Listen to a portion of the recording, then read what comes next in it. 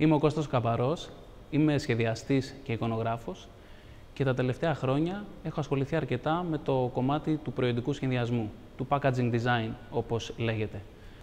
Η πρωτοβουλία της Βίος για μένα χαρακτηρίζεται από μία λέξη, τολμηρή πρωτοβουλία. Αντί να ακολουθεί την πεπατημένη και να πάει σε ένα δημιουργικό γραφείο να κάνει μία ανάθεση για να ανασχεδιάσει τη μάρκα της, η Βίος 5 προτίμησε να κάνει ένα διαγωνισμό που να απευθύνεται σε νέους.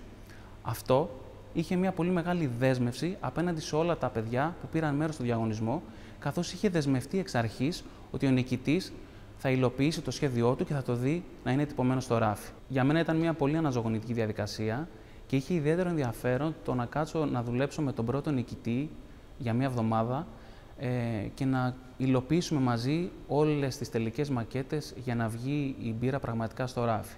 Ένα από τα πιο ευχάριστα κομμάτια ήταν η εμπειρία και οι πολλοί άνθρωποι που γνώρισα μέσα σε όλη τη διαδικασία.